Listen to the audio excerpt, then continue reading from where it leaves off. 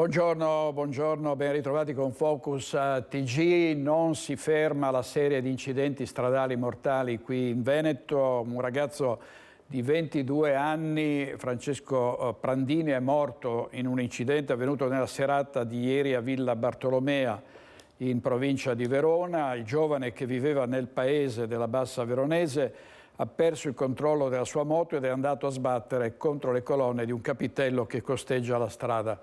Il 22enne è morto per i gravi traumi riportati, inutili soccorsi dei sanitari del 118 sul posto per i rilievi carabinieri di Castagnaro, ed è una strage senza fine. Vi ricordate lo scheletro, le ossa umane che erano state rinvenute in un prato a Marghera, alla periferia di Marghera? Era ipotizzato che fossero quelle di Isabella 90, ma non è così. Vediamo. È di un uomo lo scheletro trovato il 30 gennaio tra i rovi di una rotonda in via della Chimica a Marghera durante i lavori di sfalciatura del verde di un'area abbandonata. Finiscono dunque le speranze per i familiari di Isabella 90, la segretaria di Albignasego, uccisa nel gennaio del 2016 dai fratelli Freddy e Deborah Sorgato con la complicità dell'ex amante di lui, la tabaccaia Manuela Cacco. I resti di Isabella sono stati fatti sparire nel nulla dai 3 condannati in via definitiva per il delitto. Gli esiti degli esami del DNA hanno confermato un solo dato certo: lo scheletro di un uomo. Il medico legale ha confermato poi che il decesso potrebbe risalire a 7 anni fa, una coincidenza temporale che aveva fatto supporre inizialmente che potesse trattarsi proprio di Isabella 90. Per di più, il cellulare di Freddy Sorgato venne agganciato in zona proprio nei giorni seguenti il delitto. Non è stato invece possibile chiarire le cause della morte. Il DNA dello scheletro è stato archiviato in attesa di avviare una comparazione con eventuali persone scomparse.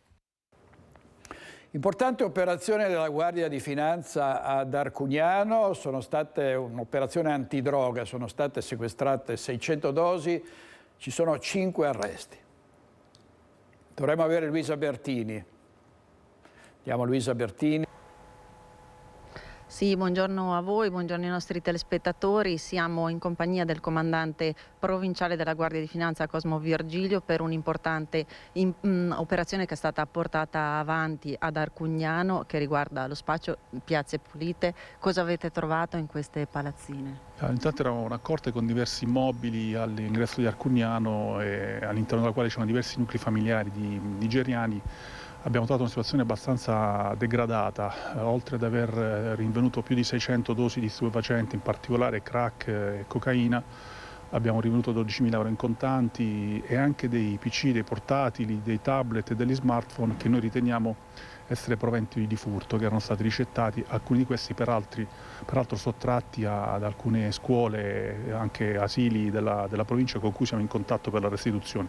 Dicevo, una situazione di degrado perché abbiamo trovato diversi nuclei familiari anche con dei bambini in condizioni igieniche e sanitarie pessime, e nelle prossime ore noi faremo partire una serie di segnalazioni anche d'intesa col signor prefetto, che è stato informato di questa situazione, che naturalmente è preoccupato per l'evolversi della vicenda, soprattutto dal punto di vista dell'occupazione di immobili di questo tipo.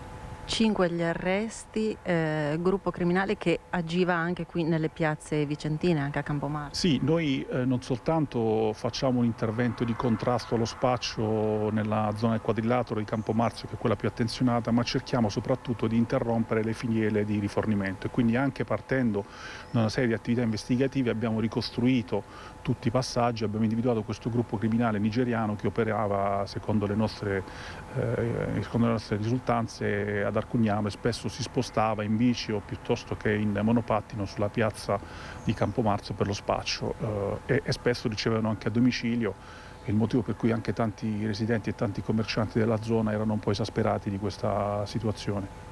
Tra l'altro un'operazione anche molto complessa, avete impiegato tanti uomini, l'elicottero. Sì, il contesto era molto complicato sia come logistica ma poi soprattutto come presenza di tanta gente, quindi la nostra priorità era la sicurezza loro e soprattutto anche degli operatori. Quindi abbiamo operato con diverse unità a terra, in borghese e in uniforme, anche con unità cinofila e con il supporto di un'unità aerea della sezione aerea di Venezia, che naturalmente assicurava una cornice di sicurezza in tutto il perimetro. Ecco, io ringrazio il comandante provinciale e restituisco a voi la linea allo studio. Grazie molte, grazie molte a Luisa Bertini, al comandante provinciale della Guardia di Finanza. È stato trovato morto in casa dopo essersi fatto dimettere dal pronto soccorso poche ore prima. Dramma in via Dupré a Padova, mercoledì sera, un 71enne affetto da gravi problemi fisici, dopo essere andato in ospedale in codice rosso ed essere stato curato, ha rifiutato il ricovero e contro il parere dei medici ha lasciato l'ospedale. Attorno alle 20 alcuni vicini di casa sono andati da lui per portargli la cena, ma l'hanno trovato riverso a terra, privo di sensi. È stato nuovamente allertato il 118, ma questa volta i medici non sono riusciti a salvarlo e non hanno potuto far altro che constatarne il decesso. Quindi quando i medici propongono, sollecitano un ricovero, non bisogna uscire e rischiare, come è successo in questo caso, la vita.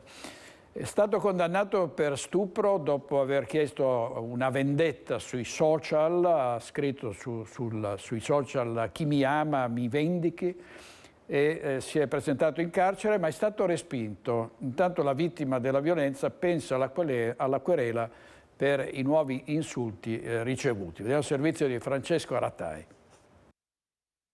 Abbiamo parlato direttamente con la ragazza, con la madre, e mi sono consultata anche con l'avvocato Vinci, che è stato codifensore in primo e secondo grado, e abbiamo deciso di attivarci e proporre una querela. Una sentenza che doveva mettere la parola fine ad una vicenda che l'aveva segnata per sempre, riapre invece nuove profonde ferite, le stesse di 8 anni fa, quando, dopo la denuncia per la violenza subita, aveva dovuto difendersi dagli attacchi arrivati via social. La vittima, allora quindicenne, adesso 23enne, intende querelare Filippo Roncato, il giovane condannato per stupro, che ha scelto Instagram per sfogarsi.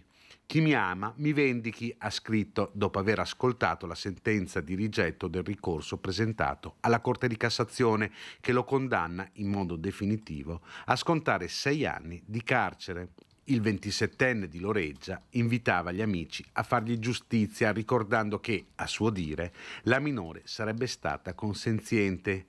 I fatti risalgono al 21 agosto del 2015 ed erano avvenuti nella discoteca Baita al Lago di Castelfranco Veneto.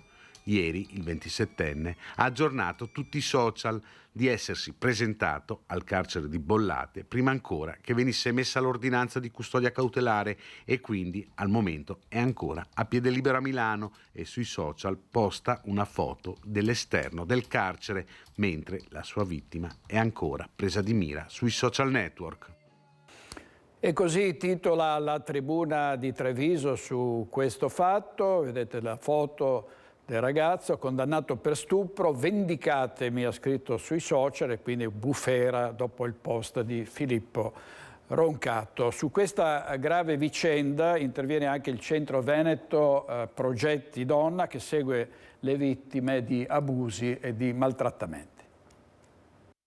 La ragazza sta subendo quella che si chiama vittimizzazione secondaria, che consiste appunto in una rivittimizzazione, in una seconda violenza che la società in questo caso mette in atto nei suoi confronti. Sappiamo che la ragazza è in uno stato di paura proprio perché arrivano delle minacce concrete alla sua persona. Dopo la violenza, dopo una vicenda giudiziaria durata 8 anni, ora è costretta a subire insulti via social e minacce anche per la sua famiglia. Un incubo quello che sta vivendo questa ragazza, oggi 23enne, vittima dello stupro alla Baita al Lago nel 2015. Purtroppo il fenomeno della rivittimizzazione non è così insolito, spiegano dal Centro Veneto Progetti Donna, che segue le vittime di abusi e maltrattamenti, e in questo caso anche le dichiarazioni social fatte dal ragazzo condannato per lo stupro mostrano come la società sia ancora poco sensibile nei confronti delle donne vittime di abusi. Trovo gravissimo quello che è successo successo, ma non è altro che lo specchio di una società che ancora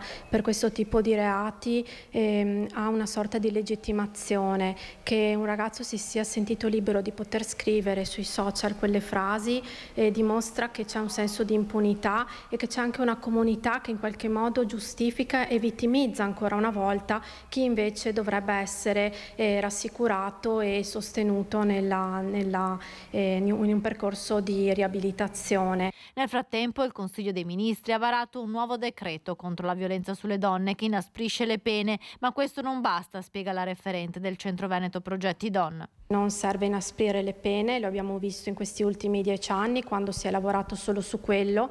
Il femminicidio è l'unico reato che non è diminuito rispetto agli altri reati violenti e quindi sappiamo bene che bisogna agire in altro modo, bisogna agire con interventi strutturali di prevenzione vera, non di prevenzione pensando solo che la pena sia l'unico deterrente per questi reati. Dobbiamo agire nelle scuole, dobbiamo fare entrare i centri antiviolenza nelle scuole che possono portare percorsi appunto volti alla consapevolizzazione del tema sia nei più piccoli ma anche nella comunità educante.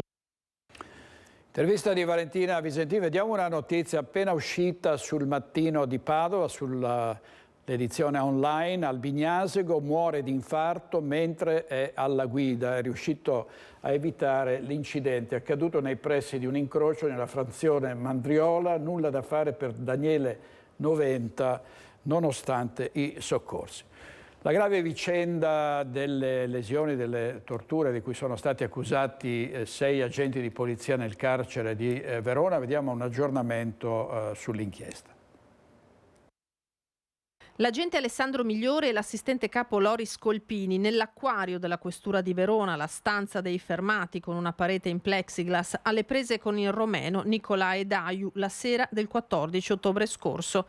Dalle informative della squadra mobile Scaligera i primi fotogrammi tratti dai filmati delle telecamere piazzate lì dove si sono consumate le violenze che hanno portato Migliore, Colpini e altri 3 colleghi agli arresti domiciliari. Una prima sequenza in cui il romeno alza il pugno, minaccia, l'agente Migliore lo afferra per la nuca e lo conduce fuori dalla stanza. Un minuto dopo i 2 tornano nell'acquario trascinandolo per un piede e lasciandolo a terra dove gli spruzza in viso dello spray urticante.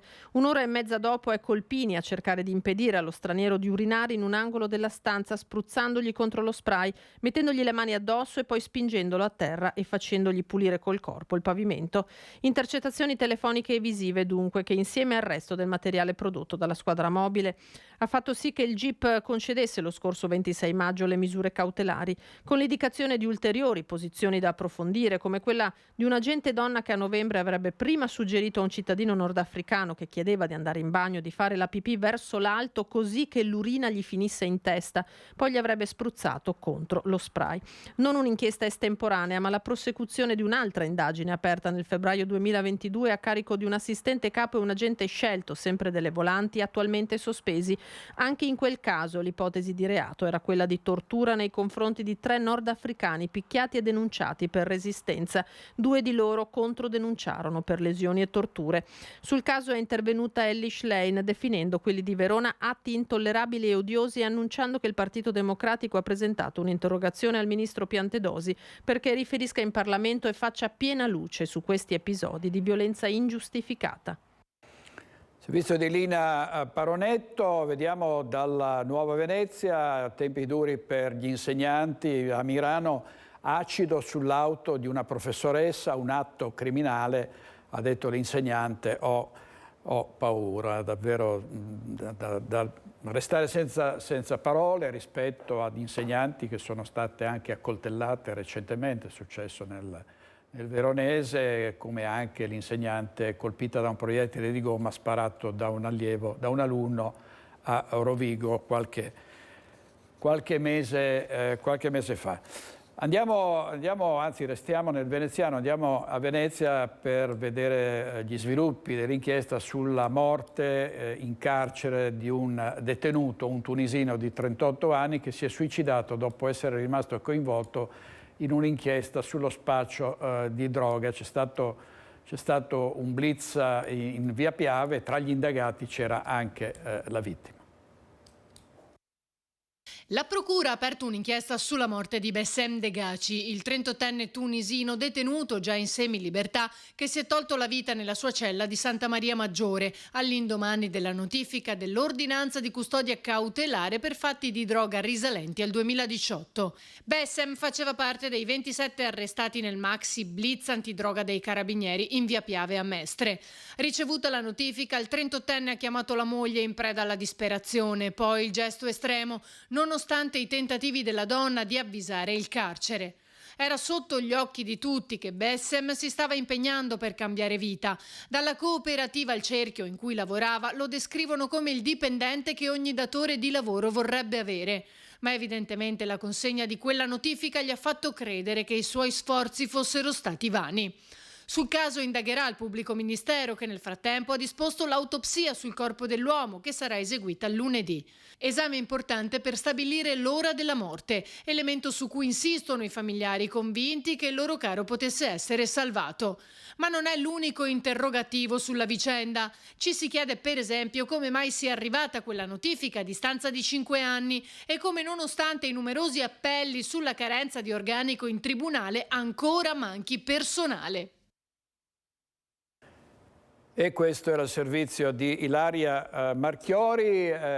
Più tardi ci collegheremo con Castelfranco, con Christian Arboit, perché c'è un targa system, un nuovo sistema che permette alla polizia stradale di pizzicare i furbetti al volante. Ne parleremo tra poco in diretta con Christian Arboit, ma intanto vediamo una truffa in sede d'esame per conseguire il titolo della patente B.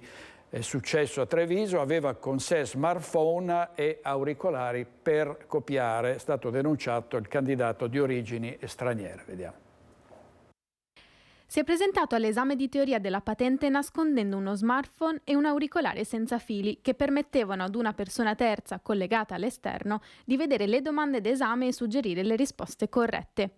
A tradire il candidato un brusio proveniente dalla sua postazione che ha insospettito l'esaminatore. Immediata la chiamata alla Guardia di Finanza, alla quale è stato consegnato spontaneamente dal truffatore il kit per superare la prova d'esame. L'esaminato, di nazionalità straniera, impiegato come agricoltore in un'azienda del Trevigiano, ha confessato di aver accettato la proposta di un suo connazionale, il quale gli aveva garantito di superare l'esame teorico per il conseguimento della patente in cambio di 2.000 euro. Forniti dal connazionale anche tutti gli strumenti elettronici utilizzati dall'esaminato in sede d'esame. Lo scambio sarebbe avvenuto alla stazione ferroviaria di Treviso. Il candidato è stato denunciato alla locale autorità giudiziaria per reato di illecito conseguimento di titoli, mentre il kit è stato sequestrato d'urgenza con successiva convalida della Procura di Treviso.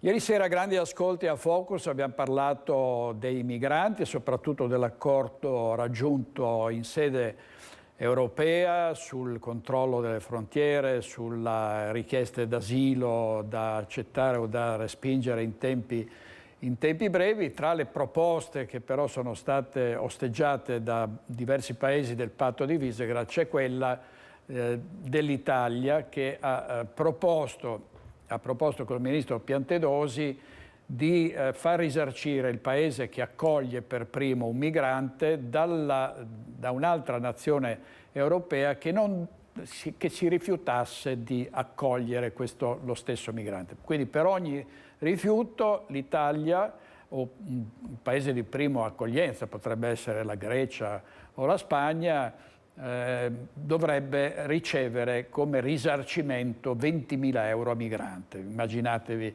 ovviamente una misura che non può funzionare, non è stata accettata. Lo stesso ministro Piantedosi ha detto rinunciamo a farci pagare, teniamo soprattutto alla collaborazione europea che pare che possa partire dopo questo primo passo che però dovrà essere ratificato appunto dal Parlamento europeo, per cui si è ancora, per modo di dire, in alto mare. Intanto i sindaci se la devono vedere con l'accoglienza, pronti 100 posti, centri a Lamon, a Tai, a Sedico e a Trichiana, ma i sindaci sono veramente in grosse difficoltà perché poi su di loro si scarica il problema, le prefetture chiedono ai primi cittadini di trovare posti e i posti non ci sono. Vediamo adesso il rogo di una vettura che ha creato incolonnamenti lungo la A13 nel comune di Monselice, danni ingenti alla vettura ma nessun ferito. Auto incendiata in autostrada al chilometro 87 della A13 all'altezza di Monselice Nord. Fortunatamente illeso il conducente del mezzo andato a fuoco. I pompieri, arrivati da est con 2 mezzi, hanno spento le fiamme, ma l'auto è andata completamente distrutta. Le cause sono di probabile natura elettromeccanica, ma sono al vaglio della squadra intervenuta sul posto. Disagi per la viabilità con incolonnamenti per un paio d'ore. Il conducente della vettura andata a fuoco, nonostante lo shock per l'incidente, non ha avuto bisogno del ricovero in pronto soccorso. Sul posto anche gli agenti della Polizia Stradale che hanno regolato le operazioni di messa in sicurezza. Nuovo intervento al cuore a Padova per il sindaco Sergio Giordani. Da un paio di giorni è ricoverato in azienda ospedaliera e ha superato, dicono i medici, molto bene questo intervento. Vediamo. Le dimissioni dall'ospedale sono previste in giornata per il sindaco di Padova, Sergio Giordani, che è stato ricoverato mercoledì nel reparto di cardiologia per una recidiva di flutter atriale. Giordani è stato operato ieri pomeriggio dal professor Sabino Iliceto, direttore dell'unità operativa complessa di cardiologia dell'azienda ospedaliera. È stato sottoposto ad un'ablazione transcatetere con radiofrequenza dall'equipe di elettrofisiologia. Da Palazzo Moroni fanno sapere che l'intervento era programmato. La procedura eseguita in anestesia generale ha ripristinato il normale ritmo cardiaco ed è stata ben tollerata, spiega la nota ufficiale. Dopo le dimissioni Giordani dovrà rimanere per qualche giorno in convalescenza. Il sindaco è atteso in pubblico per le celebrazioni della festa di Sant'Antonio il 13 giugno, data in cui ricorre il primo anniversario della sua rielezione a sindaco. Durante la prima campagna elettorale, invece, nel 2017, l'ictus che lo portò al ricovero, ma Giordani non si fermò e vinse al ballottaggio contro Massimo Bitonci. Da allora il sindaco si sottopone a controlli periodici per la sua alterazione del ritmo cardiaco. Nel 2018 infatti era stato sottoposto ad un'operazione simile. Servizio di Valentina Visentino, occhio agli automobilisti che percorrono le strade circostanti Castelfranco perché è entrato in azione lo spauracchio dei furbetti al volante, cioè il Targa System. Ci colleghiamo in diretta con Christian Arboit. A te, Christian. Sì, direttore, buongiorno a te e a tutti i telespettatori di Rete Veneta. Mi trovo con la vice sindaca di Castelfranco Veneto, Marica Galante. Perché? Perché oggi sono stati diffusi dei dati molto importanti, significativi, anche estremi per certi versi da parte della polizia locale della città del Giorgione, perché in una settimana da quando è entrato in funzione il nuovo sistema di Targa System sono stati individuati e confiscati 10 autoveicoli, quindi 10 auto. In alcuni casi, pensa, queste auto erano già state poste sotto sequestro, alcune avevano dei sigilli, quindi delle infrazioni molto consistenti. Vice sindaca, insomma anche voi siete rimasti stupiti di fronte a questi dati? Sì, allora grazie innanzitutto per questa opportunità che ci date per poter informare i nostri cittadini di che cosa si stia facendo in collaborazione con il nostro comando di polizia municipale, che ringraziamo vivamente, anche con il comandante e il comando tutto.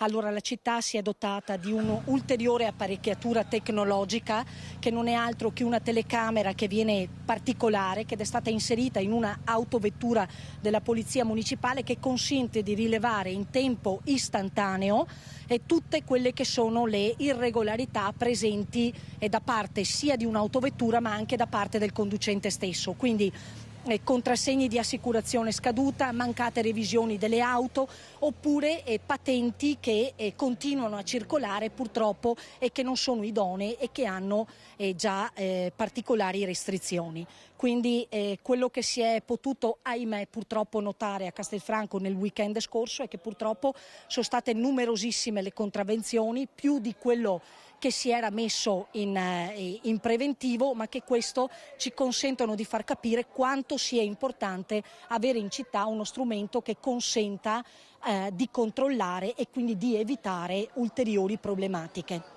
Il primo cittadino Stefano Marcon questa mattina nella nota che presentava questi dati ha annunciato un'estate di controlli, ha detto i furbetti non avranno spazio qui a Castelfranco. Marcon, che è anche presidente della provincia, e sapete quanto la provincia di Treviso sia impegnata sul fronte della sicurezza stradale. Del resto i dati ci raccontano di un territorio maglia nera sul fronte degli incidenti stradali anche con esito letale. Grazie davvero vice sindaca, avete visto appunto la vice sindaca che si è liberata per noi dopo una celebrazione sostanzialmente, perché la vita amministrativa è fatta di tanti aspetti. Ci sono questi ragazzi, chiudiamo così questo collegamento direttore, con Sara e Nicola, oggi sposi.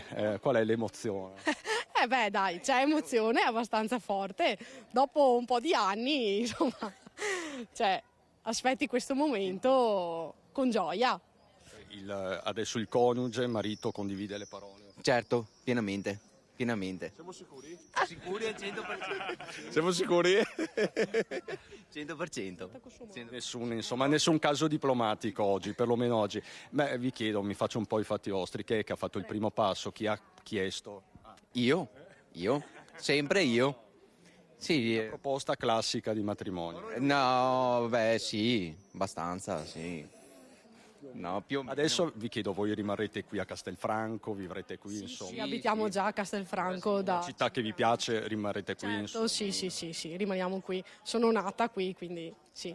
Sono ancorata a Castelfranco. Siete ancorati e orgogliosi di essere qui a Castelfranco, insomma si prevede di mettere su famiglia? Abbiamo già una bambina di 3 anni e mezzo, sì. È un po' in giro da qualche parte, non ma si insomma... sa dove, ma è in giro. No. E quindi viva gli sposi a questo punto, no? Condividete? Sì. Gli sposi! Allora lei è la... sono nonna e bisnonna degli sposi. Nonna e bisnonna? Nonna, sì, di una bella bambina. Quindi la sua felicità oggi. Proprio ho una emozione che non che dice, so che per me ne vuole e è sposa. Grazie davvero, buon divertimento, buona giornata, viva gli sposi. Ecco direttore, con Nicoletta Rizzetto chiudiamo così questo collegamento, ogni tanto bisogna anche alleggerire un po' i toni. A te la linea direttore. Grazie Cristian, speriamo che gli sposi raggiungano lentamente il pranzo nuziale, che non corrano perché c'è in agguato il targa system, non vorremmo che finissero anche loro identificati e multati. Sono a nostro giudizio tutti meccanismi utili per evitare che ci siano più incidenti di quanti non ci tocca registrare. Abbiamo veramente ogni giorno purtroppo una serie infinita di persone che perdono la vita o che rimangono ferite in incidenti, quindi benvengano Targa System, Autovelox, faranno cassa i comuni, fanno cassa, però uno vede un Autovelox e almeno in quel tratto di strada è sollecitato a rallentare. Sabato a Stoccareddo di Gaglio l'ultimo saluto a Riccardo Baù, il 30enne morto una settimana fa nell'esplosione di un ordigno bellico incastrato nel muro della sua abitazione, una storia sconcertante. Stasera avremo qui Emanuele Munari, sindaco di Gaglio, che ci ha anticipato che ci sono altre strutture dove potrebbero esserci ordigni bellici. Ne parleremo stasera a Focus dalle 21:15. Intanto vediamo il servizio sulla morte di Baù. Il Comune di Gaglio ha proclamato il lutto cittadino per sabato prossimo 10 giugno, giorno in cui saranno celebrati i funerali di Riccardo Baù, il 30enne di Stoccareddo, morto giovedì scorso a causa dello scoppio di un ordigno, un tubo esplosivo della Prima Guerra Mondiale incastrato nel muro di casa. Il giovane, lo ricordiamo, era impegnato nei lavori di realizzazione del cappotto della sua abitazione quando con un flessibile ha tagliato quel maledetto tubo che usciva dalla muratura. non un semplice tubo, ma un'arma bellica carica di esplosivo. La deflagrazione è stata tremenda, un boato che ha scosso l'intero paese. Riccardo Baù, rimasto gravemente ferito, era stato portato in elicottero al San Bortolo di Vicenza, dove dopo qualche ora è deceduto. Come amministrazione comunale abbiamo scelto di dichiarare appunto il lutto cittadino per tutta la giornata di sabato, chiedendo a tutti i nostri concittadini un minimo di rispetto per questa tragica scomparsa. Chiediamo anche di annullare qualche manifestazione che è stata programmata proprio per sabato, per stare vicini e dare un segnale ancora forte come comunità a Riccardo, ma soprattutto anche ai familiari. Una famiglia sconvolta, quella di Riccardo, che per giorni ha atteso il nulla osta per la sepoltura del giovane tecnico caseario ben voluto da tutti in paese. La cerimonia funebre sarà celebrata sabato alle 10:30 nella chiesa di Stoccareddo. Allora, vediamo due titoli dal Gazzettino. In Veneto via libera al suicidio medicalmente assistito. Il caso di Gloria. Sono stata libera fino alla fine, ne parleremo stasera a Focus. E poi concorso impossibile, il Comune cerca istruttori contabili, tutti bocciati a marzo, ora ne passano 3. Molti cittadini protestano a Bassano del Grappa per lo stato di degrado in cui versa il teatro Astra. Sentiamo cosa ci racconta a riguardo Sharon Di Carlo. Migliaia di farfalle scure volano sul teatro Astra, un gravissimo gesto vandalico che però racconta un'evoluzione nera di quello che era uno dei punti culturali di riferimento della città. A me mi dispiace vedere in queste condizioni, però speriamo che cancellano, che non le rifanno più. Cosa ricorda del teatro Astra? Mi ricordo tutto, come che c'era fatto, come che c'era dentro, tutto. Era bellissimo, bellissimo. E a Bassanesi manca? Ma le dirò, i cinema sono un po' andati in disuso, però come teatro non ce ne sono di belli a Bassano, direi che manca sì. Questo era anche un cinema-teatro, per cui era un punto anche di ritrovo per la società bassanese. Insomma. Manca Bassanesi? Sì che manca, moltissimo, dal punto di vista sia culturale e anche sociale, perché è un centro di ritrovo, insomma, un luogo dove la gente si socializzava e comunque si arricchiva dal punto di vista culturale, insomma. Allora, restiamo nel Bassanese, sulla statale Valsugana. Il sindaco Ferrazzoli risponde alle tante segnalazioni ricevute su alcuni lavori ANAS del tratto di Solagna e sulla sicurezza del ponte di Campolongo.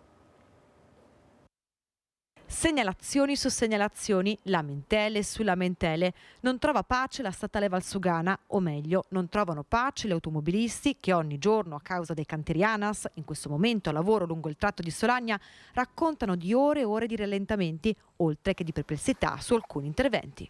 Ho visto anch'io determinati commenti, per fare un esempio stamattina, stavano lavorando sopra non c'era nessuno e c'è stato anche, diciamo, a mio carico una serie di telefonate della gente che si lamenta non stanno facendo niente. In realtà il lavoro è complesso, è sopra e sotto, e perché uno non li vede sopra non significa che non stiano lavorando sotto, anzi stanno lavorando appunto affinché almeno per il weekend si possa aprire questo tratto. Automobilisti perplessi anche sulla sicurezza di alcuni tratti, in particolare il ponte di Campolongo, costretto oggi a file di camion, una densità di traffico non usuale. Il ponte di Campolongo non è abituato a questo traffico, però dobbiamo ricordare che attualmente non ha delle limitazioni di peso, quindi salvo trasporti eccezionali è un ponte che è aperto al traffico ordinario e quindi se vi sono dei camion che passano deve essere in grado di supportarli e di sopportarli. Ovviamente si tratta di un ponte costruito appena dopo l'alluvione che ha avuto degli interventi di consolidamento nel tempo, anche nelle pile circa 12-13 anni fa, e quindi diciamo deve svolgere quello che è il suo ruolo. Adesso andiamo a Bassano del Grappa, dove, come si è visto qualche giorno fa, in presenza di abbondanti precipitazioni le strade si allagano. Come mai?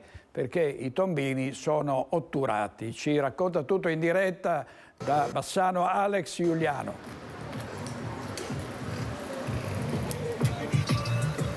Un buongiorno allo studio, un buongiorno ai nostri telespettatori. Siamo a Bassano del Grappa, siamo ritornati in quartiere Santa Croce, alle nostre spalle c'è il centro studi, poco distante da qui via Mozart. Siamo in compagnia dell'assessore Andrea Viero. Perché? Perché come molti di voi ricorderanno, in occasione del nubifragio che si è abbattuto su Bassano il 2 giugno, questa zona è stata praticamente allagata con tanti residenti che ci hanno segnalato il problema di tombini occlusi e che quindi insomma chiedono aiuto all'amministrazione. Assessore, che cosa si può fare? Perché le immagini che abbiamo raccolto in occasione proprio del nubifragio di qualche giorno fa sono immagini preoccupanti, con tanti cittadini costretti a poi anche spalare l'acqua, a diciamo salvaguardare per quanto possibile garage scantinati completamente allagati.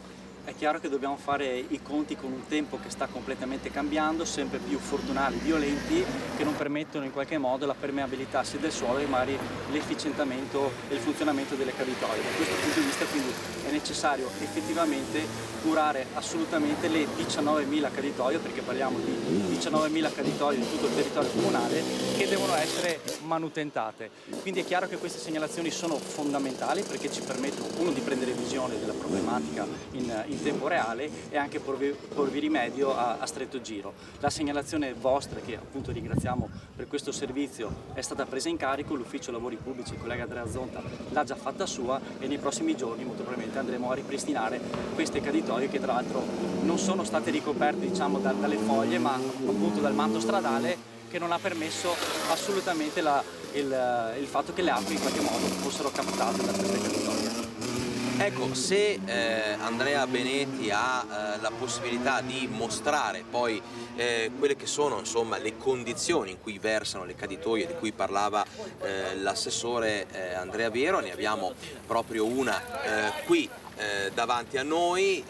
Queste caditoie sono appunto occluse, questi tombini sono otturati e i residenti insomma testimoniano grande preoccupazione, addirittura qualcuno ha temuto si potesse replicare quello che poi è successo in Emilia-Romagna. Ora al di là insomma dell'ordinaria manutenzione, che cosa si può fare proprio per andare a migliorare e a risolvere definitivamente un problema che vede comunque Bassano sempre un po' in stato di allerta per quello che riguarda questa tematica? Allora, è vero che il nostro territorio è un territorio per certi aspetti fragile, l'abbiamo visto anche nel 2020 quando in due occasioni distinte abbiamo avuto la parte nord di Bassano che è rimasta sotto acqua perché appunto le reti di captazione delle acque non erano sufficienti. Dove è possibile interveniamo immediatamente, anche grazie a risorse non solo nostre ma anche della Regione Veneto, e quindi in questo caso qua bisogna sempre partire dalle puntuali segnalazioni dei cittadini, come in questo caso. Ripeto, 19.000 caditoie non sono poche da tenere controllato, quindi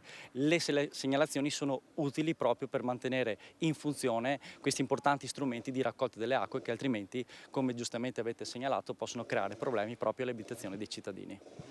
In chiusura vogliamo chiedere all'assessore proprio una valutazione generale di quello che è lo stato di salute idrogeologico del territorio bassanese, o perlomeno di Bassano del Grappa, perché al di là insomma dei tombini e al di là delle caditoie, quando piove i cittadini possono stare tranquilli. C'è qualche rischio all'orizzonte, si sta lavorando per rendere più sicuro il territorio? Guardi, da questo punto di vista credo che purtroppo a volte la velocità dello Stato italiano non va mai al passo rispetto a quelli che sono i cambiamenti climatici, come quello che stiamo vedendo in questo periodo. È chiaro che noi ogni volta che ci sono bandi, che ci sono diciamo finanziamenti che in qualche modo possono andare a porre rimedio alle situazioni di fragilità, partecipiamo sempre, ma non solo quello, facciamo anche delle progettazioni nostre interne. Penso adesso a tutta la zona di San Michele che finalmente sta vedendo rivalutato e soprattutto progettato un forte piano per il recupero delle acque piovane, in maniera tale da evitare che proprio le zone che sappiamo già essere a rischio possano vedere succedere quello che è successo per esempio in Emilia Romagna.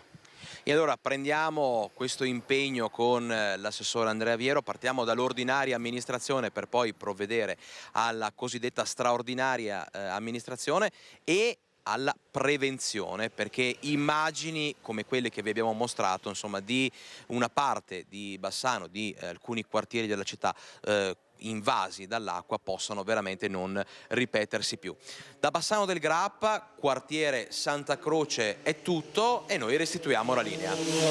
Grazie molte Alex Giuliano della nostra redazione bassanese. Ieri vi abbiamo mostrato delle immagini di un grosso plantigrado, un orso che è stato ripreso dalle fototrappole vicino a Fregona, dentro un bosco, e c'è preoccupazione, ma c'è preoccupazione in altopiano per i lupi dopo la recente predazione di un puledro ad Enego. Gli allevatori hanno paura anche per i loro bambini. Sentiamo. Asini, vacche, cani e ora anche cavalli sbranati. Non si ferma la fame dei lupi in altopiano, carcasse che all'indomani delle predazioni raccontano sia di un'emergenza ormai quotidiana, ma soprattutto di lupi sempre più vicini all'uomo. Attacchi al di là dei boschi, l'ultimo pochi giorni fa ad Enego, dove i selvatici hanno preso di mira Maciste, un puledro di razza norica sbranato a pochi metri dalla malga. Predazioni in altopiano, una bomba d'orologeria per tutti gli allevatori, una situazione giorno dopo giorno sempre più complessa. Comunque non si riesce più a convivere con questa situazione. Si tratta di dover gestire gli animali 24 ore su 24, ma non basta, vengono fatte delle recinzioni che vengono sfondate, vengono messi gli animali in stalla e comunque ci sono degli attacchi, e quindi questa situazione è, a mio parere, come dicevo prima, è incontrollabile.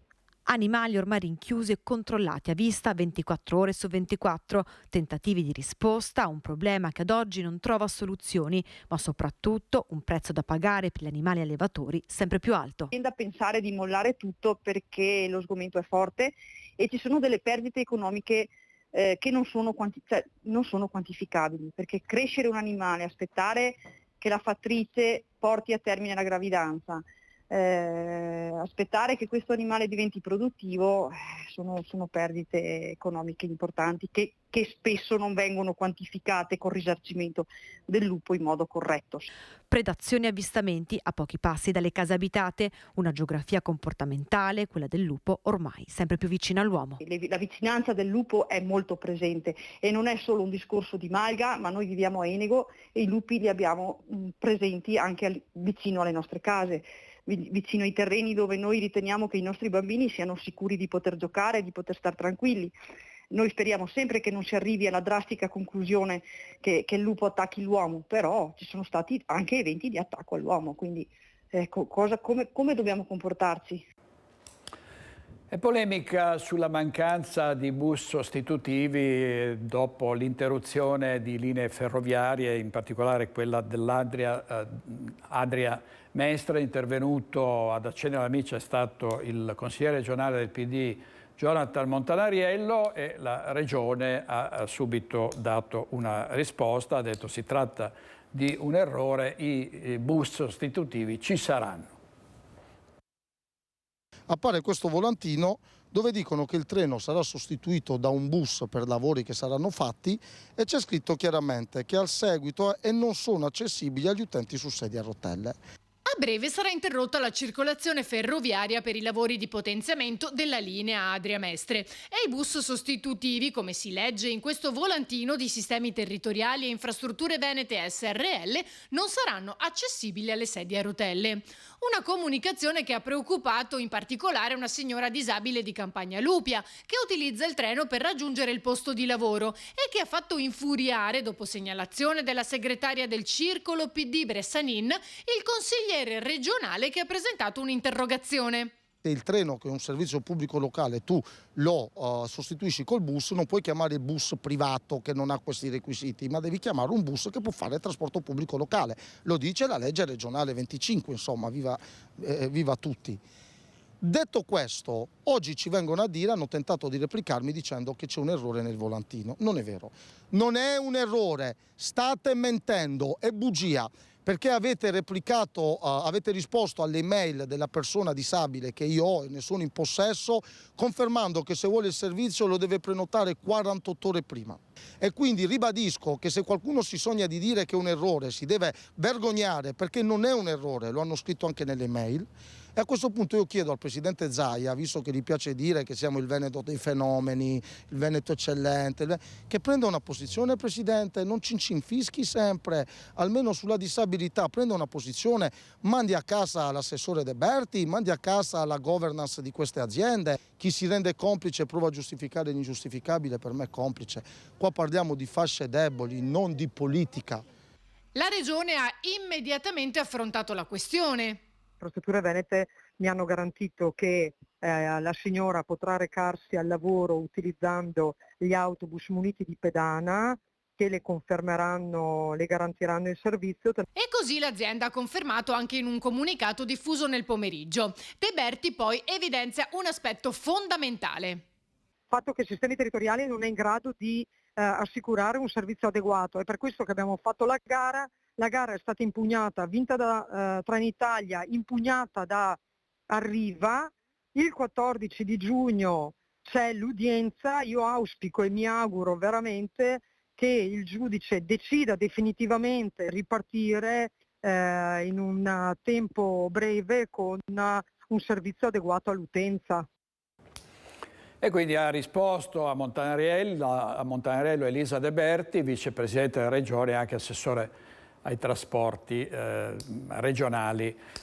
Adesso stiamo a Venezia perché abbiamo in diretta Filippo Fois. Le guide turistiche possono contribuire ad arginare il fenomeno dei borseggi, che è gravissimo, è una piaga a Venezia, è stata persino borseggiata su un vaporetto recentemente una ministra brasiliana. Andiamo in diretta, a te la linea Filippo. Sì, buongiorno da Venezia, siamo con Stefano Croce, vicepresidente delle guide turistiche veneziane. La stagione è ripresa, direi, in maniera importante e lo testimonia il flusso ininterrotto che c'è alle nostre spalle, dove si trova anche il ponte di Rialto. C'è però il solito problema dei borseggiatori che si sta riproponendo in maniera, direi, sempre più drammatica e grave. Decisamente sì, perché ormai è quotidiana questa problematica. Noi lo vediamo come guide, come cittadini. Io stesso ho assistito non più tardi di una settimana fa a un borseggio praticamente in diretta di una turista americana che non si era accorta di nulla, nemmeno io, era di fianco a me praticamente, e ho sentito l'urlo della borseggiatrice che è stata bloccata da un altro turista bello grosso che l'ha presa di peso con ancora il portafogli in mano, l'ha messo davanti alla turista stessa e che ha riconosciuto il portafogli, gliel'ha restituito perché in quel momento ovviamente non poteva fare d'altro e poi semplicemente è stata rilasciata perché ovviamente i cittadini non possono fare altro. Senta, anche nella sua famiglia lei ha voluto fare questo coming out dicendo che ci sono stati borseggi anche non solo ai turisti ma anche ai residenti. Sì, i borseggi sono indifferenziati, sono per tutti, sono anche per i residenti, sono in tante circostanze anche per le persone anziane. Mia suocera, che ha più di 90 anni, è stata borseggiata qualche mese fa e per un anziano è un vero trauma, anche perché rischia anche di cadere, perché è stata in quel momento anche strattonata. Poi mia moglie è stata borseggiata una settimana fa, quindi la cosa sta diventando veramente quotidiana e importante. Se nella mia famiglia ho questi esempi, questa cosa è veramente capillare ormai. Senta, come mai non se ne esce? E voi come vi state attrezzando? Perché anche come guide evitate di andare in determinati luoghi perché sapete che sono frequentati in un certo modo. Come se ne esce non è mio compito dirlo e qualcun altro dovrà decidere in questo campo. Noi guide, noi dobbiamo cercare di fare in modo che i nostri clienti non subiscano questo tipo di trattamento, perché non è bello avere questo evento in un gruppo, anche perché poi c'è la problematica di dover gestire il problema, e quindi la polizia, i vigili, i carabinieri. E come reagiamo? Cioè, la modalità un po' è quella di chi nota che ci sono in particolari luoghi, in particolari campi, ponti, personaggi che noi ormai sappiamo riconoscere, e a quel punto in una chat comune di guide manda un avviso e noi ne prendiamo atto e cerchiamo di evitare quel posto, o se lo dobbiamo veramente fare lo facciamo veramente con grandissima attenzione, naturalmente avvertendo i turisti che stiano attenti. Ecco, chi invece non era stata avvertita, lo ricorderete, è la ministra della cultura brasiliana che era arrivata a Venezia per l'inaugurazione della Biennale d'Architettura. Ha detto voglio prendere un vaporetto come i veneziani e ne è scesa alleggerita del portafoglio. Questo per dire che, come si diceva poco fa, insomma, nessuno può sentirsi al sicuro. Noi ringraziamo intanto Stefano Croce, vicepresidente delle guide turistiche veneziane. Gli auguriamo buon lavoro, naturalmente occhio al taccuin, come si dice a Venezia, e la linea può tornare allo studio. Grazie Filippo. Poi c'è il suo ospite e a Venezia tiene banco la questione degli affitti brevi. I proprietari di case affittano ai turisti, guadagnano di più e non rischiano di vedere le case occupate da persone che poi non pagano con affitti lunghi, no? Magari pagano i primi 3-4 mesi, poi a un certo punto diventano morosi e il proprietario di case non ha quelle entrate che gli consentono poi di mantenere l'appartamento in una città poi delicata, con l'umidità di Venezia, i muri si scrostano, insomma sono problemi e ci sono ragioni e torti da una parte e dall'altra. Vediamo su questo il servizio di Federico Fusetti. In Italia le città metropolitane sono 14 e tutte chiedono la stessa cosa al governo sul tema degli affitti brevi. Venezia è soddisfatta della bozza di regolamento fatta circolare dal ministro Santanchè nell'ultima riunione, ma chiede che ai comuni vengano concessi più poteri sulla materia. Un potere dato ai comuni di intervenire sulla materia. Oggi i comuni questo potere non lo hanno ed è evidentemente un problema. L'intervento dei comuni deve essere ovviamente non punitivo, non discriminatorio, non deve ledere i diritti acquisiti, deve però evitare che da qui ai prossimi 20 anni il grosso degli appartamenti che si liberano per morte o per abbandono dell'appartamento stesso finiscano solo unicamente nel mercato turistico. E insieme a una regolamentazione sugli affitti che torni di più nelle mani dei comuni, occorre aggiungere altri strumenti che contribuiscano a tutelare le città. Che è riportare il lavoro nelle città storiche, riportare le funzioni nei centri storici e dall'altra parte anche riqualificare il patrimonio comunale abitativo dei comuni in Italia, e anche su questo chiediamo appositi finanziamenti al governo. Vanno bene il registro unico nazionale, la permanenza minima di 2 giorni prevista dal governo, ma ora serve un passo in più, per esempio avere un potere specifico in alcune parti della città. Basta una frase molto semplice: i comuni metropolitani o i comuni ad alta tensione abitativa possono introdurre particolari limitazioni o regolamentazioni su porzioni del territorio o su tutto il territorio comunale.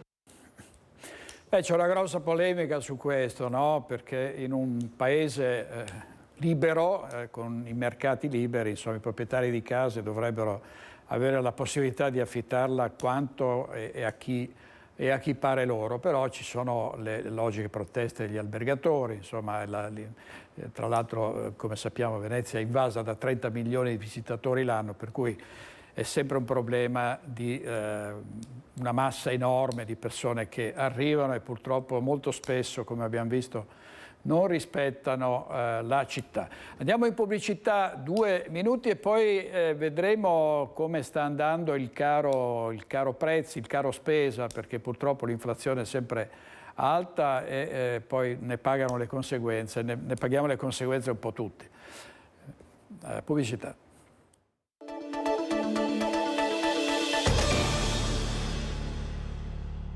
Apriamo la pagina della politica, è un terremoto quello che ha scatenato Roberto Marcato qui a Focus. L'altra sera ha parlato della Lega, della segreteria regionale, dovrà essere eletto il segretario regionale in un congresso, si dice il 24 o il 25 giugno, ma la data è ancora incerta. Soprattutto ci sono varie anime della Lega che si scontrano. Roberto Marcato ha detto che non rinuncia a questa sua candidatura, si parla di altri candidati, di ticket che con Manzato che Marcato ha smentito, addirittura si parla di un possibile candidato unico per battere il commissario Alberto Stefani, che sarebbe addirittura Mario Conte, sindaco di Treviso. Vediamo il servizio della nostra redazione trevigiana. Più si avvicina al congresso regionale della Lega, forse il 24-25 giugno, più sale la tensione all'interno del movimento. Da una parte l'attuale dirigenza, dall'altra militanti storici ma critici sulla gestione, e così tra veti incrociati, espulsioni, candidature a segretario che rischiano di dividere il popolo della Lega e di conseguenza i loro dirigenti più in vista, Roberto Marcato, ospite del nostro direttore Bacialli a Focus, ha attaccato la direzione veneta. Uno immaginava che si potesse arrivare con un po' più di serenità, ecco. E invece ci stiamo avvicinando al congresso, ecco, l'ha detto lei, con violenza. E guardi, veramente quello che stiamo vedendo ha i contorni della farsa. Parlo solo degli ultimi 10 giorni. Primo fatto, Marcato ha bloccato un articolo che prevedeva che il voto degli istituzionali, ovvero sindaci, assessori e parlamentari, valesse 1/5 rispetto agli altri votanti. Io l'ho definita una vaccata giuridica, questa l'ho proprio detto ho usato questa definizione elegantissima, e sono riuscito a interrompere, ovviamente, a sospendere il direttivo e a cassare questa norma assolutamente idiota. Seconda questione, i contributi volontari, e terza, quella delle espulsioni degli ultimi giorni, con motivazioni considerate poco chiare. Sono elementi però di violenza che stanno appesantendo pericolosamente il congresso regionale, che invece di essere il momento più bello e più alto della dialettica politica all'interno di un partito come il nostro, diventerà l'ennesimo scontro fra bande. Quanto alle candidature, oltre a Stefani e Marcato, sceso in campo per la segreteria regionale, si parla di Manzato e Gobbo e di chiedere un passo indietro a Marcato. Qualcuno mi chiede, ti sposti tu per sì, se la persona che viene proposta ha una storia più forte della mia, una visione più forte della mia, un amore dei militanti più forte di quello che hanno nei miei confronti. Se è così, io mi sposto in 30 secondi. Non ne vedo moltissimi. Intanto il sottosegretario Massimo Bitonci e il commissario regionale Alberto Stefani non commentano, non vogliono entrare nella polemica, ci hanno risposto, ma parlare solo di temi e contenuti. Servizio Federico Fusetti, noi invitiamo Massimo Bitonci e Alberto Stefani a Focus, per ora su questo non intendono esprimersi. Avete sentito dal servizio che un possibile candidato unico potrebbe essere Mario Conte oppure Giampaolo Gobbo, che è ovviamente la storia della Lega Veneta.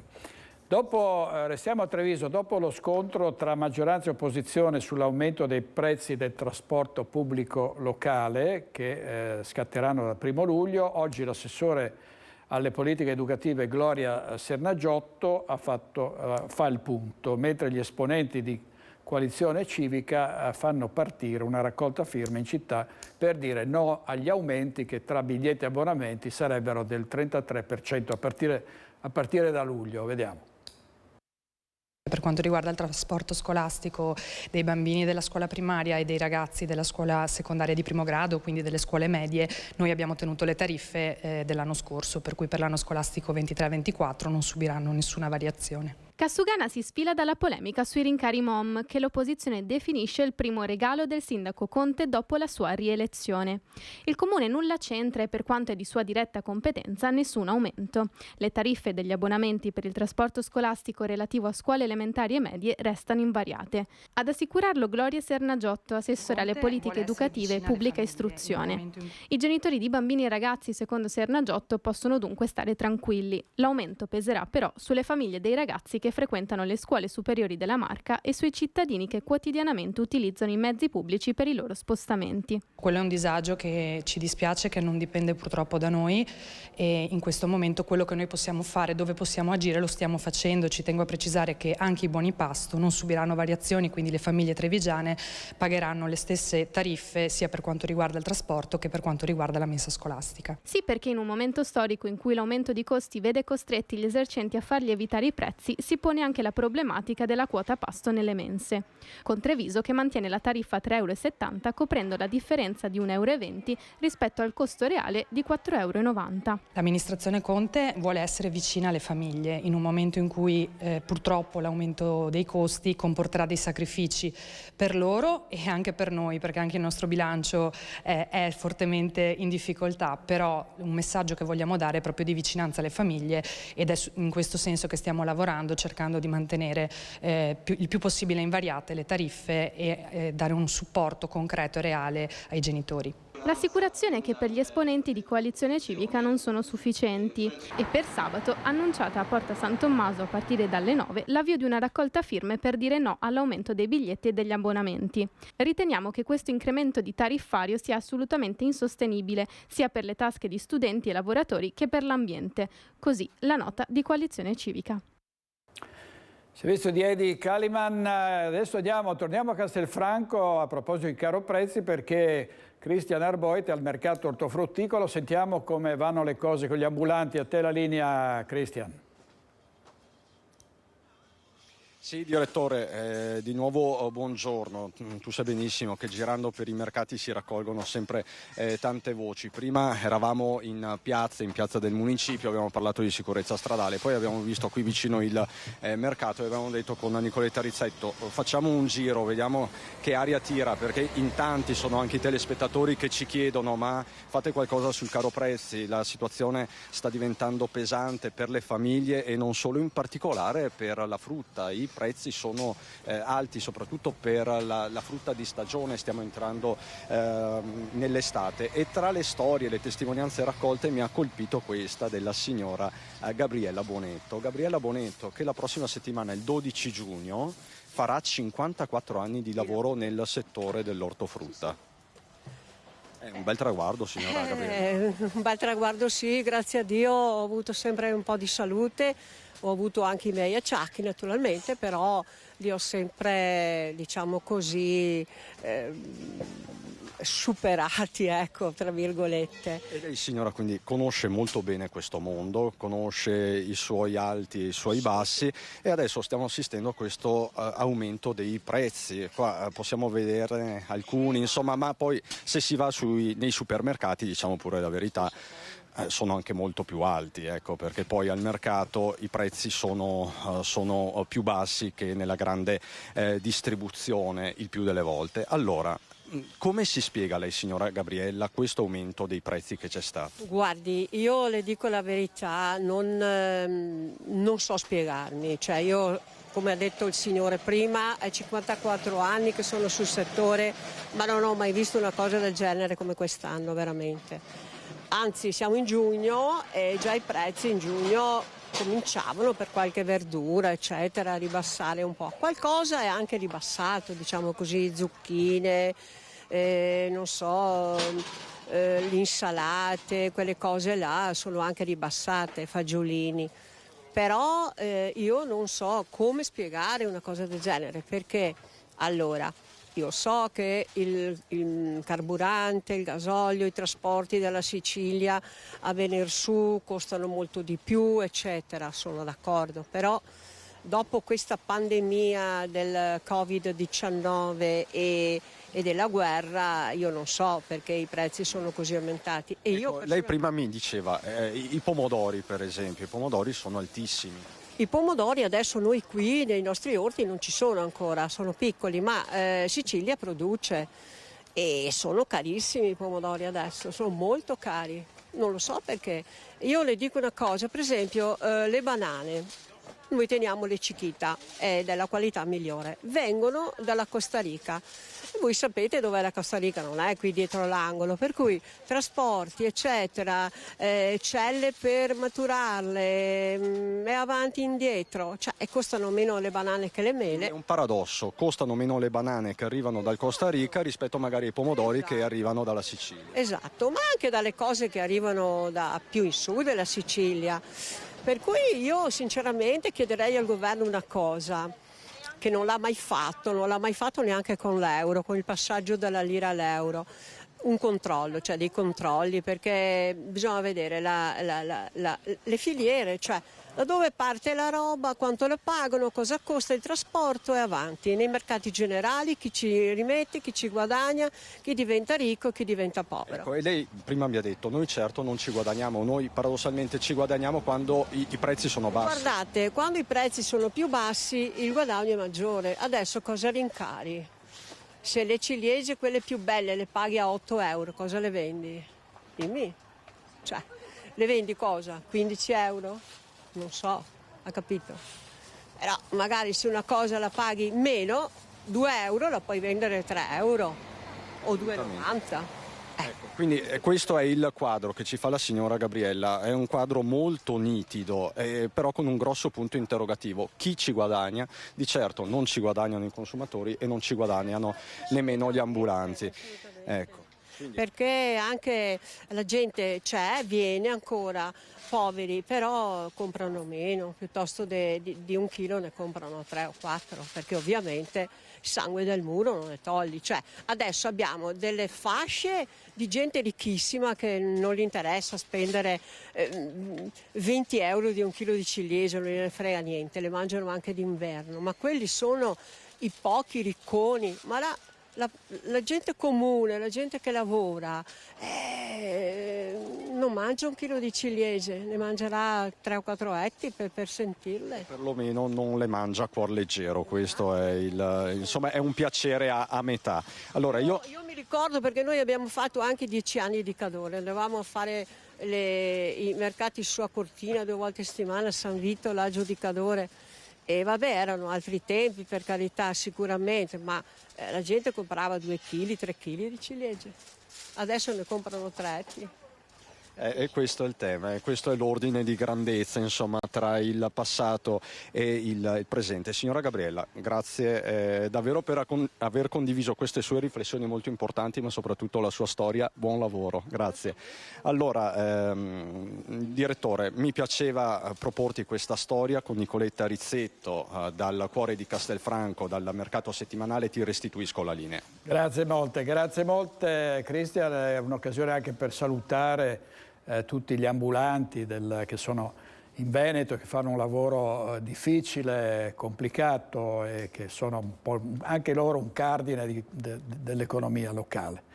Fine settimana con le penne nere a Schio per i 100 anni del gruppo ANA, gli alpini, stiamo parlando degli alpini, Valle Ogra, nel ricordo della prima riunione che si tenne al Pian delle Fugazze nel settembre del 1923 si svolgerà anche la donata della sezione di Vicenza Monte Pasubio. Ce ne parla in diretta Luisa Bertini con il capogruppo degli alpini Valle Ogra Roberto Sbabo e con Nicola Stoppa del gruppo Marciatori Valle Ogra. A te la linea Luisa. Sì, buongiorno a voi, buongiorno ai nostri telespettatori. Siamo in compagnia di Roberto Sbabo e Nicola Stoppa, entrambi del gruppo Alpini Valle Ogra di Schio, che quest'anno compie 100 anni e li festeggia in questo weekend, culminando poi a domenica con una grande festa.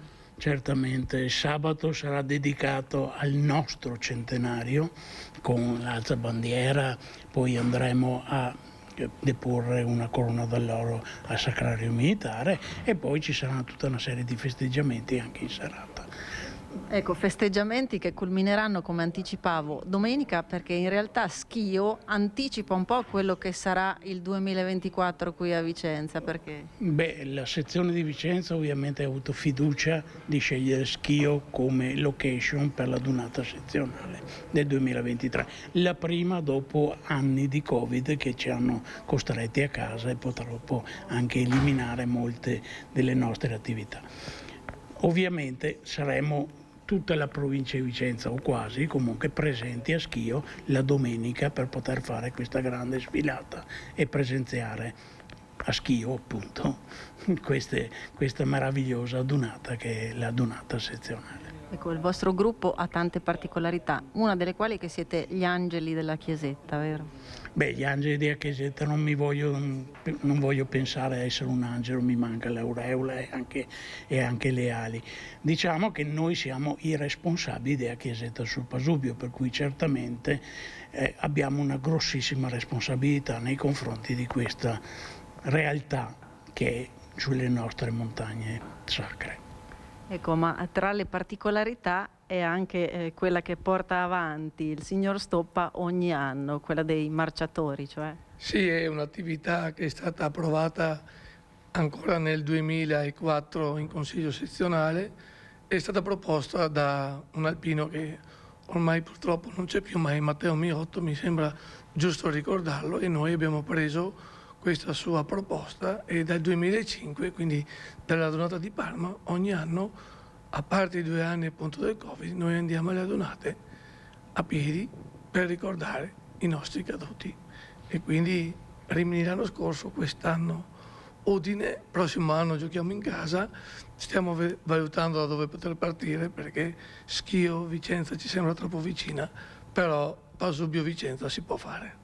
Grazie. Ecco, io ringrazio i nostri ospiti e restituisco a voi la linea allo studio.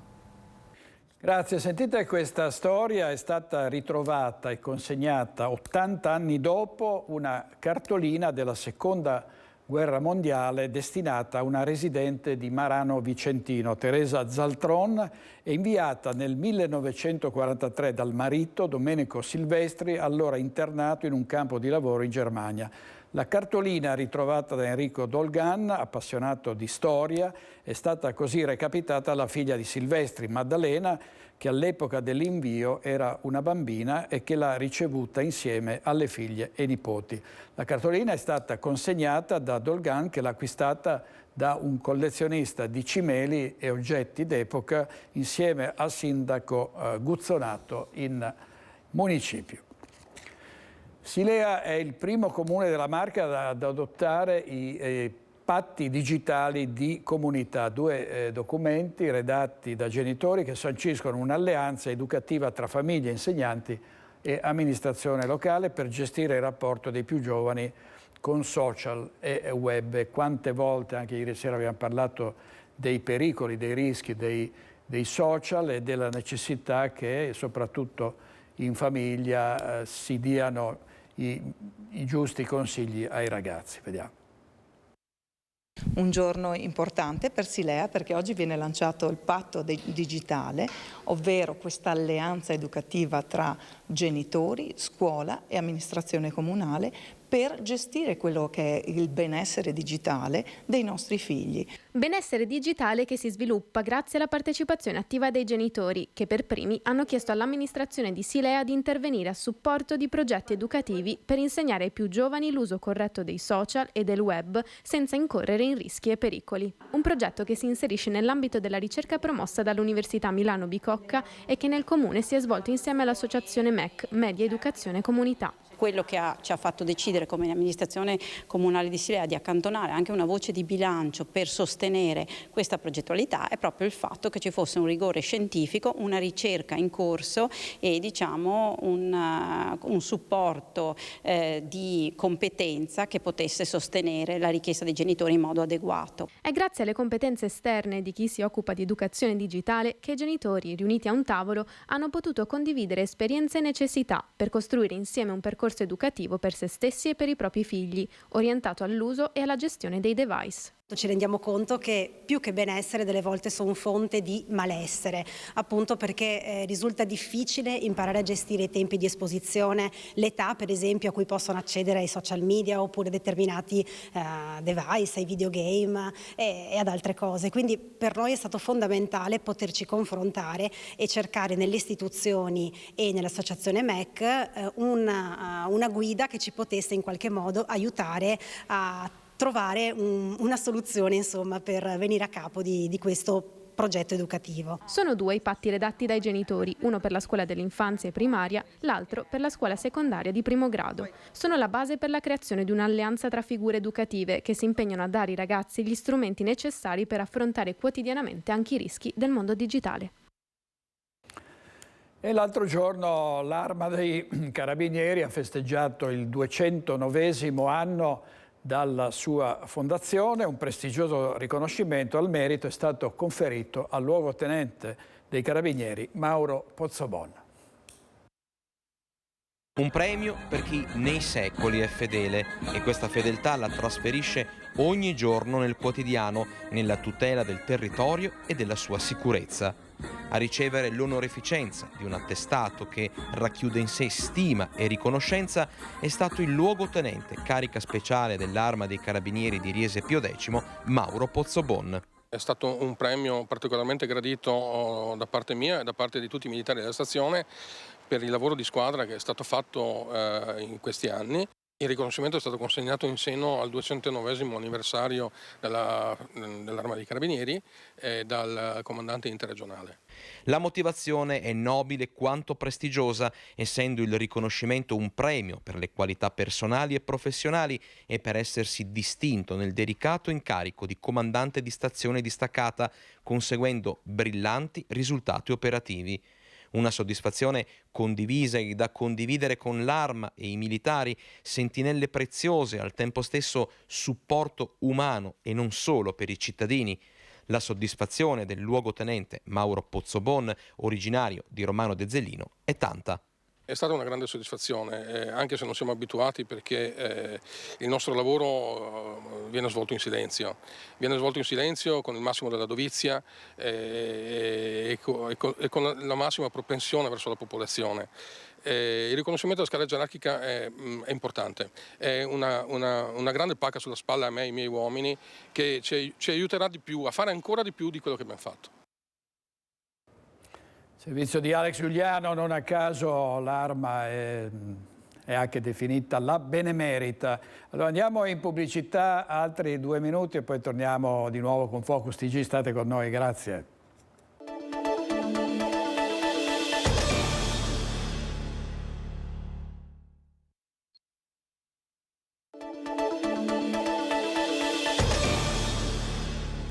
Nuovo in diretta con Focus TG. È stata presentata ieri mattina a Venezia la candidatura del Veneto come regione europea dello sport per il 2024. Il dossier è pronto, in perfetta sintonia con l'assegnazione delle Olimpiadi di Milano Cortina 2026. Sono numerosi i sostenitori di questa candidatura. Nella pratica sportiva il Veneto è al secondo posto per numero di tesserati e al terzo per numero di società, mantenendo una posizione di rilevanza a livello nazionale. Da questa mattina a Palazzo Barbi a Venezia è stata ufficialmente lanciata la candidatura del Veneto alla Regione Europea dello Sport per il 2024. Si tratta di un riconoscimento proposto da ACES Europa, associazione no profit con sede a Bruxelles, che opera in sinergia con la Commissione europea. La candidatura del Veneto è proposta dalla Giunta regionale, come spiega l'assessore allo sport Cristiano Corazzari. È una grande opportunità per la nostra regione e il Veneto è una regione di sport e di sportivi, quasi 500.000 atleti tesserati nelle varie discipline, decine di migliaia di società sportive e di realtà che operano anche nel mondo del volontariato legato allo sport. Si tratta di un valore eccezionale per la nostra comunità in termini di qualità della vita, di prevenzione delle malattie, di miglioramento anche del rapporto di coesione sociale. Ci sono poi i grandi eventi nella nostra regione. Le Olimpiadi di Milano Cortina che ci aspettano nel 2026, fortemente volute dal Presidente Zaia.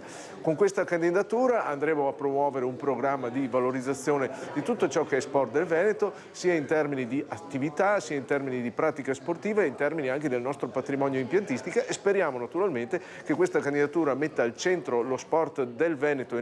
Ecco come è nata la candidatura del Veneto, ora al via i primi sopralluoghi della Commissione agli impianti a partire da lunedì.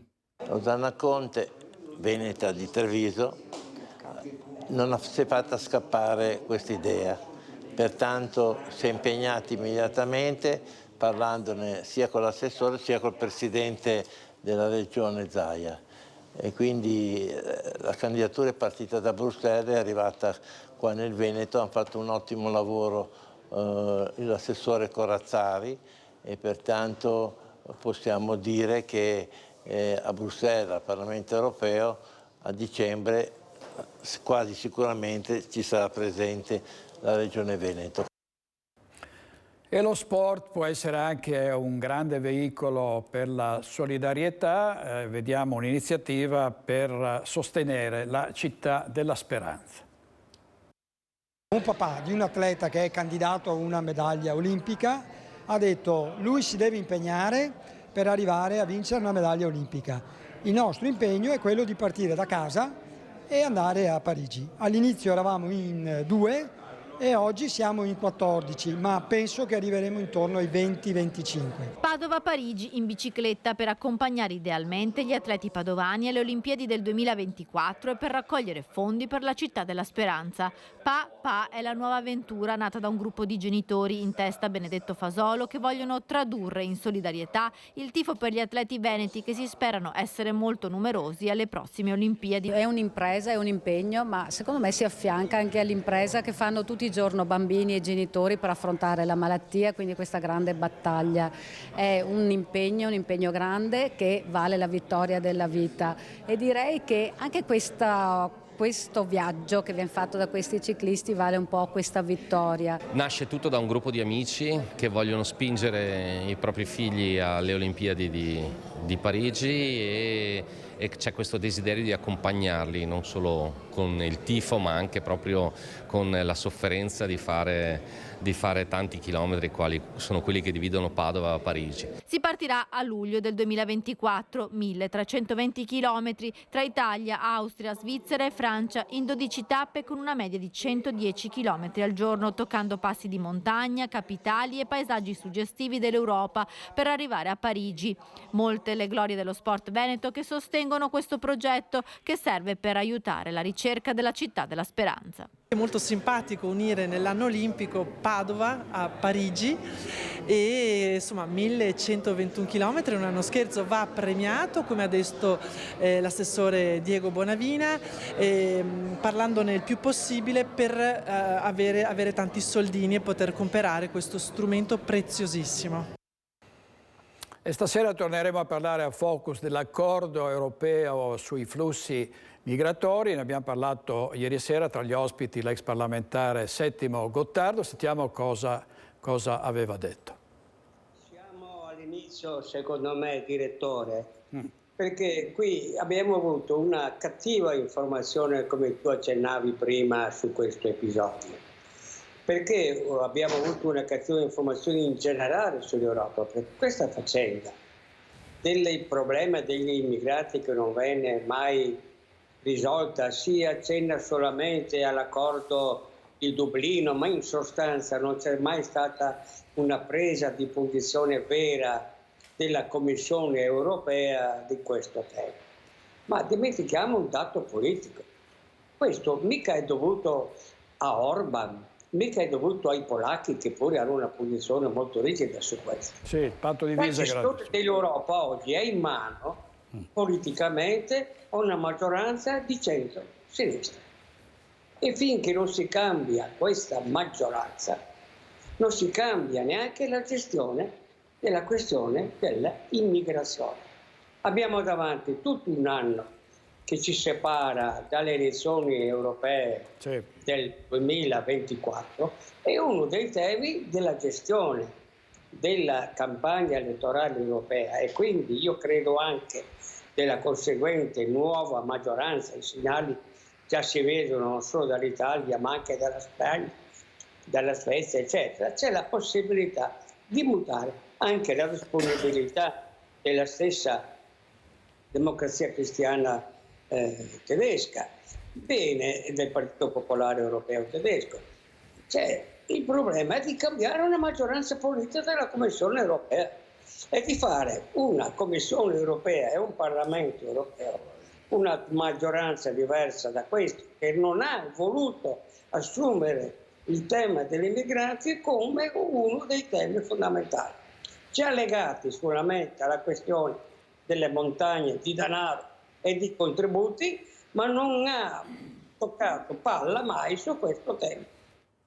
E questo era Settimo Gottardo, ex parlamentare, ex sindaco di Padova. Parleremo ancora della questione migranti questa sera, Focus dalle 21:15. Chiudiamo con un servizio che riguarda lo scultore veneziano Giorgio Bortoli. Una delle sue opere è arrivata a New York. Vediamo. Per lo scultore veneziano Giorgio Bortoli si chiude in impresa un percorso iniziato 20 anni fa. La sua scultura Torre di Luce è finalmente esposta al Meucci Garibaldi Museum di New York e rappresenta, tra vetro e acciaio, l'amicizia tra Venezia e New York. Un successo, centinaia di persone nel parco del museo, ben cinque sindaci di municipalità di New York, tantissima gente, soddisfattissimo. 2 città d'acqua, 2 città verticali, Venezia e New York, campanili e grattacieli, vetro e acciaio. In cosa consiste l'opera?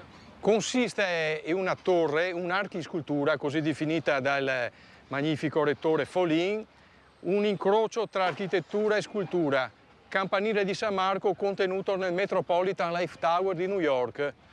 Le due torri, una dentro l'altra, l'acciaio e il vetro. Venezia, il vetro, e New York, naturalmente, l'acciaio. Questa conclusione rappresenta un sogno inseguito e finalmente realizzato dall'artista con tenacia e passione. La scultura viene fatta a Marghera, viene portata a Venezia nel Canal Grande con la Regione del Veneto, Palazzo Ferrofini, esposta in biennale e sono oltre 20 anni di movimentazione, di percorso itinerante. Arsenale, dicevo, biennale, Burano, poi sono arrivati i pompieri eroi di New York, aeroporto parecchi anni, nel Padovano, Veneto orientale, ad arrivare ad Aviano. È un significato, un rafforzamento tra l'Italia e l'America, tra la nostra grande comunità di italo-americani che se l'aspettavano da tempo. Poi abbiamo avuto il Covid, abbiamo avuto la guerra, ci ha rallentato questi ultimi 2 anni, però ce l'abbiamo fatta. Si legge Lorenzo Maier e andiamo a Padova perché ci si avvicina al 13 giugno, alla festa di Sant'Antonio, e stanno arrivando moltissimi pellegrini anche da paesi stranieri che erano stati bloccati ovviamente dalla pandemia. Vediamo. Eccoci. Vicentina, buongiorno da Padova con questa bellissima vista dall'alto della Basilica di Sant'Antonio. Mancano sempre meno giorni alla grande festa del 13 giugno e quest'anno, finalmente usciti dalla pandemia, si vedono tantissimi pellegrini stranieri, molti di più rispetto agli anni scorsi, che vengono qui, tantissimi devoti di Sant'Antonio. Qui con me c'è padre Mario Conte, direttore del Messenger of St. Anthony, il giornale di riferimento dei fedeli stranieri di Sant'Antonio. Padre Mario, da dove arrivano quest'anno i pellegrini? I pellegrini arrivano in frotte numerose, diciamo soprattutto in primo luogo dalla Polonia, perché i polacchi sono sempre stati molto devoti di Sant'Antonio fin dai tempi proprio di Giovanni Paolo II. Però dobbiamo dire che c'è un fortissimo aumento soprattutto del Nord America. Moltissimi sono gli statunitensi e anche i canadesi che vengono qui proprio a pregare Sant'Antonio. E a questo proposito voglio dire anche che hanno richiesto ormai da diversi anni che una messa venga proprio lanciata in lingua inglese nel giorno della festa di Sant'Antonio, proprio perché abbiano la possibilità di ascoltare in diretta la messa di Sant'Antonio. A questo proposito devo ringraziare proprio voi di Rete Veneta che ci date questa possibilità.